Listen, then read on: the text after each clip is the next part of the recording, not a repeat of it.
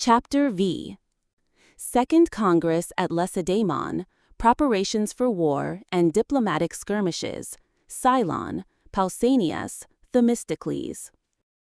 After this, though not many years later, we at length come to what has been already related, the affairs of Corcyra and Potidaea, and the events that served as a pretext for the present war.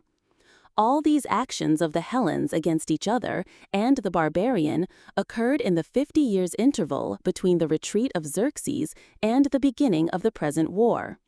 During this interval, the Athenians succeeded in placing their empire on a firmer basis and advanced their own home power to a very great height. The Lacedaemonians, though fully aware of it, opposed it only for a little while, but remained inactive during most of the period, being of old slow to go to war except under the pressure of necessity, and in the present instance being hampered by wars at home, until the growth of the Athenian power could be no longer ignored, and their own confederacy became the object of its encroachments. They then felt that they could endure it no longer, but that the time had come for them to throw themselves heart and soul upon the hostile power, and break it, if they could, by commencing the present war. And though the Lacedaemonians had made up their own minds on the fact of the breach of the treaty and the guilt in the Athenians, yet they sent to Delphi and inquired of the god whether it would be well with them if they went to war, and, as it is reported, received from him the answer that if they put their whole strength into the war, victory would be theirs, and the promise that he himself would be with them, whether invoked or uninvoked. Still, they wished to summon their allies again and to take their vote on the propriety of making war. After the ambassadors from the Confederates had arrived and a congress had been convened, they all spoke their minds, most of them denouncing the Athenians and demanding that the war should begin. In particular, the Corinthians. They had before, on their own account, canvassed the cities in detail to induce them to vote for the war, in the fear that it might come too late to save Potidaea. They were present also on this occasion, and came forward the last and made the following speech. Fellow allies, we can no longer accuse the Lacedaemonians of having failed in their duty. They have not only voted for war themselves, but have assembled us here for that purpose. We say their duty, for supremacy has its duties. Besides equitably administering private interests, leaders are required to show a special care for the common welfare in return for the special honors accorded to them by all in other ways. For ourselves, all who have already had dealings with the Athenians require no warning to be on their guard against them. The states more inland and out of the highway of communication should understand that, if they omit to support the coast powers, the result will be to injure the transit of their produce for exportation and the reception in exchange of their imports from the sea. And they must not be careless judges of what is now said, as if it had nothing to do with them, but must expect that the sacrifice of the powers on the coast will one day be followed by the extension of the danger to the interior, and must recognize that their own interests are deeply involved in this discussion. For these reasons, they should not hesitate to exchange peace for war. If wise men remain quiet while they are not injured, brave men abandon peace for war when they are injured, returning to an understanding on a favorable opportunity. In fact, they are neither intoxicated by their success in war, nor disposed to take an injury for the sake of the delightful tranquility of peace. Indeed, to falter for the sake of such delights is, if you remain inactive, the quickest way of losing the sweets of repose to which you cling, while to conceive extravagant pretensions from success in war is to forget how hollow is the confidence by which you are elated. For if many ill-conceived plans have succeeded through the still greater fatuity of an opponent, many more, apparently well laid, have on the contrary ended in disgrace. The confidence with which we form our schemes is never completely justified in their execution. Speculation is carried on in safety, but when it comes to action, fear causes failure. To apply these rules to ourselves, if we are now kindling war, it is under the pressure of injury, with adequate grounds of complaint, And after we have chastised the Athenians, we will in season desist. We have many reasons to expect success. First, superiority in numbers and in military experience, and secondly, our general and unvarying obedience in the execution of orders. The naval strength which they possess shall be raised by us from our respective antecedent resources and from the moneys at Olympia and Delphi. A loan from these enables us to seduce their foreign sailors by the offer of higher pay. For the power of Athens is more mercenary than national, while ours will not be exposed to the same risk, as its strength lies more in men than in money. A single defeat at sea is in all likelihood their ruin. Should they hold out, in that case there will be the more time for us to exercise ourselves in naval matters. And as soon as we have arrived at an equality in science, we need scarcely ask whether we shall be their superiors in courage. For the advantages that we have by nature, they cannot acquire by education, while their superiority in science must be removed by our practice. The money required for these objects shall be provided by our contributions. Nothing indeed could be more monstrous than the suggestion that, while their allies never tire of contributing for their own servitude, we should refuse to spend for vengeance and self-preservation the treasure which by such refusal we shall forfeit to Athenian rapacity and see employed for our own ruin. We have also other ways of carrying on the war, such as revolt of their allies, the surest method of depriving them of their revenues, which are the source of their strength, and establishment of fortified positions in their country, and various operations which cannot be foreseen at present. For war, of all things, proceeds least upon definite rules, but draws principally on itself for contrivances to meet an emergency. And in such cases, the party who faces the struggle and keeps his temper best meets with most security, and he who loses his temper about it with correspondent disaster. Let us also reflect that if it was merely a number of disputes of territory between rival neighbors, it might be borne. But here we have an enemy in Athens that is a match for our whole coalition, and more than a match for any of its members. So that unless as a body and as individual nationalities and individual cities we make a united stand against her, she will easily conquer us divided and in detail. That conquest, terrible as it may sound, would, it must be known, have no other end and slavery pure and simple, a word which Peloponnese cannot even hear whispered without disgrace, or without disgrace see so many states abused by one. Meanwhile, the opinion would be either that we were justly so used, or that we put up with it from cowardice, and were proving degenerate sons in not even securing for ourselves the freedom which our fathers gave to Hellas, and in allowing the establishment in Hellas of a tyrant state, though in individual states we think it our duty to put down sole rulers. And we do not know how this conduct can be held free from three of the gravest failings: want of sense, of courage, or of vigilance. For we do not suppose that you have taken refuge in that contempt of an enemy which has proved so fatal in so many instances, a feeling which, from the numbers that it has ruined, has come to be called not contemptuous but contemptible. There is, however, no advantage in reflections on the past further than may be of service to the present. For the future, we must provide by maintaining what the present gives us and redoubling our efforts. It is hereditary to us to win virtue as the fruit of labor, and you must not change the habit, even though you should have a slight advantage in wealth and resources. For it is not right that what was won in want should be lost in plenty. No, we must boldly advance to the war, for many reasons. The god has commanded it and promised to be with us, and the rest of Hellas will all join in the struggle, part from fear, part from interest. You will be the first to break a treaty which the god, in advising us to go to war, judges to be violated already, but rather to support a treaty that has been outraged. Indeed, treaties are broken not by resistance but by aggression.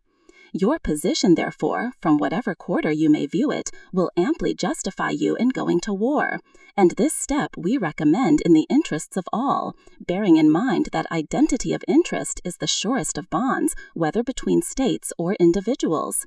Delay not, therefore, to assist Potidaea, a Dorian city besieged by Ionians, which is quite a reversal of the order of things.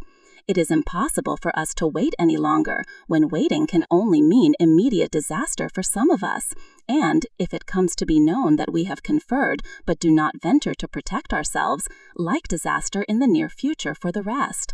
Delay not, fellow allies, but, convinced of the necessity of the crisis and the wisdom of this counsel, vote for the war, undeterred by its immediate terrors, but looking beyond to the lasting peace by which it will be succeeded. Of war, peace gains fresh stability, but to refuse to abandon repose for war is not so sure a method of avoiding danger. We must believe that the tyrant city that has been established in Hellas has been established against all alike, with a program of universal empire, part fulfilled, part in contemplation. Let us then attack and reduce it, and win future security for ourselves and freedom for the Hellens. Such were the words of the Corinthians. The Lacedaemonians, having now heard the history of their first embassy, the injunctions which it conveyed, and the rejoinder which it provoked, concerning the expulsion of the accursed persons, have been related already. It was followed by a second, which ordered Athens to raise the siege of Potidaea and to respect the independence of Aegina. Above all, it gave her most distinctly to understand that war might be prevented by the revocation of the Megara decree, excluding the Megarians from the use of Athenian harbors and of the market of Athens. But Athens was not inclined either to revoke the decree or to entertain their other proposals. She accused the Megarians of pushing their cultivation into the consecrated ground and the unenclosed land on the border, and of harboring her runaway slaves. At last, an embassy arrived with the Lacedaemonian ultimatum. The ambassadors were Ramphius, Melesippus, and Agisander. Not a word was said on any of the old subjects. There was simply this: Lacedaemonus wishes the peace to continue, and there is no reason why it should not, if you would leave the Hellenes independent. Upon this, the Athenians held an assembly, and laid the matter before their consideration. It was resolved to deliberate once for all on all their demands, and to give them an answer. There were many speakers who came forward and gave their support to one side or the other, urging the necessity of war, or the revocation of the decree, and the folly of allowing it to stand in the way of peace. Among them came forward Pericles, son of Xanthippus, the first man of his time at Athens, ablest alike in counsel and in action, and gave the following advice. There is one principle, Athenians, which I hold to through everything, and that is the principle of no concession to the Peloponnesians. I know that the spirit which inspires men while they are being persuaded to make war is not always retained in action, that as circumstances change, resolutions change. Yet I see that now, as before, the same, almost literally the same, counsel is demanded of me. And I put it to those of you who are allowing yourselves to be persuaded to support the national resolves even in the case of reverses, or to forfeit all credit for their wisdom in the event of success. For sometimes the course of things is as arbitrary as the plans of man. Indeed, this is why we usually blame chance for whatever does not happen as we expected. Now it was clear before that Lacedaemonus entertained designs against us. It is still more clear now. The treaty provides that we shall mutually submit our differences to legal settlement, and that we shall meanwhile each keep what we have. Yet the Lacedaemonians never yet made us any such offer, never yet would accept from us any such offer. On the contrary, they wish complaints to be settled by war instead of by negotiation, and in the end we find them here dropping the tone of expostulation and adopting that of command. They order us to raise the siege of Potidaea, to let Aegina be independent, to revoke the Megara decree, and they conclude with an ultimatum warning us to leave the Hellenes independent.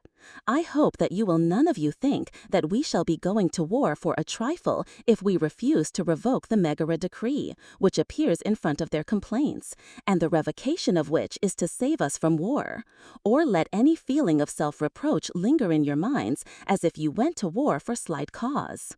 Why, this trifle contains the whole seal and trial of your resolution. If you give way, you will instantly have to meet some greater demand, as having been frightened into obedience in the first instance, while a firm refusal will make them clearly understand that they must treat you more as equals. Make your decision therefore at once, either to submit before you are harmed, or, if we are to go to war, as I for one think we ought, to do so without caring whether the ostensible cause be great or small, resolved against making concessions or consenting to a precarious tenure of our possessions. For all claims from an equal, urged upon a neighbor as commands before any attempt at legal settlement, be they great or be they small, have only one meaning, and that is slavery. As to the war and the resources of either party, a detailed comparison will not show you the inferiority of Athens. Personally engaged in the cultivation of their land, without funds either private or public, the Peloponnesians are also without experience in long wars across sea, from the strict limit which poverty imposes on their attacks upon each other. Powers of this description are quite incapable of often manning a fleet or often sending out an army. They cannot afford the absence from their homes, the expenditure from their own funds, and besides they have not command of the sea. Capital, it must be remembered, maintains a war more than forced contributions. Farmers are a class of men that are always more ready to serve in person than in purse. Confident that the former will survive the dangers, they are by no means so sure that the latter will not be prematurely exhausted, especially if the war lasts longer than they expect, which it very likely will. In a single battle, the Peloponnesians and their allies may be able to defy all Hellas, but they are incapacitated from carrying on a war against a power different in character from their own by the want of the single council chamber requisite to prompt and vigorous action, and the substitution of a diet composed of various races, in which every state possesses an equal vote, and each presses its own ends, a condition of things which generally results in no action at all. The great wish of some is to avenge themselves on some particular enemy, the great wish of others to save their own pocket. Slow in assembling, they devote a very small fraction of the time to the consideration of any public object, most of it to the prosecution of their own objects. Meanwhile, each fancies that no harm will come of his neglect, that it is the business of somebody else to look after this or that for him. And so, by the same notion being entertained by all separately, the common cause imperceptibly decays. But the principal point is the hindrance that they will experience from want of money. The slowness with which it comes in will cause delay, but the opportunities of war wait for no man. Again, we need not be alarmed either at the possibility of their raising fortifications in Attica or at their navy. It would be difficult for any system of fortifications to establish a rival city, even in time of peace, much more surely in an enemy's country, with Athens just as much fortified against it as it against Athens. While a mere post might be able to do some harm to the country by incursions and by the facilities which it would afford for desertion, but can never prevent our sailing into their country and raising fortifications there, and making reprisals with our powerful fleet. For our naval skill is of more use to us for service on land than their military skill for service at sea. Familiarity with the sea they will not find an easy acquisition. If you, who have been practicing at it ever since the Median invasion, have not yet brought it to perfection, is there any chance of anything considerable being effected by an agricultural, unseafaring population, who will, besides, be prevented from practicing by the constant presence of strong squadrons of observation from Athens? With a small squadron, they might hazard an engagement, encouraging their ignorance by numbers, but the restraint of a strong force will prevent their moving, and through want of practice, they will grow more clumsy and consequently more timid. It must be kept in mind that seamanship, just like anything else, is a matter of art, and will not admit of being taken up occasionally as an occupation for times of leisure. On the contrary, it is so exacting as to leave leisure for nothing else. Even if they were to touch the moneys at Olympia or Delphi and try to seduce our foreign sailors by the temptation of higher pay, that would only be a serious danger if we could not still be a match for them by embarking our own citizens and the aliens resident among us. But in fact, by this means we are always a match for them, and, best of all, we have a larger and higher class of native coxswains and sailors among our citizens than all the rest of Hellas. And, to say nothing of the danger of such a step, none of our foreign sailors would consent to become an outlaw from his country and to take service with them and their hopes for the sake of a few days' high pay. This, I think, is a tolerably fair account of the position of the Peloponnesians. That of Athens is free from the defects that I have criticized in them, and has other advantages of its own, which they can show nothing to equal. If they march against our country, we will sail against theirs, and it will then be found that the desolation of the whole of Attica is not the same as that of even a fraction of Peloponnese, for they will not be able to supply the deficiency except by a battle, while we have plenty of land both on the islands and the continent. The rule of the sea is indeed a great matter. Consider for a moment. Suppose that we were islanders. Can you conceive a more impregnable position? Well, this in future should, as far as possible, be our conception of our position. Dismissing all thought of our land and houses, we must vigilantly guard the sea and the city. No irritation that we may feel for the former must provoke us to a battle with the numerical superiority of the Peloponnesians. A victory would only be succeeded by another battle against the same superiority. A reverse involves the loss of our allies, the source of our strength, who will not remain quiet a day after we become unable to march against them. We must cry not over the loss of houses and land, but of men's lives, since houses and land do not gain men, but men them. And if I had thought that I could persuade you, I would have bid you go out and lay them waste with your own hands, and show the Peloponnesians that this at any rate will not make you submit. I have many other reasons to hope for a favorable issue, if you can consent not to combine schemes of fresh conquest with the conduct of the war, and will abstain from willfully involving yourselves in other dangers. Indeed, I am more afraid of our own blunders than of the enemy's devices. But these matters shall be explained in another speech as events require. For the present, dismiss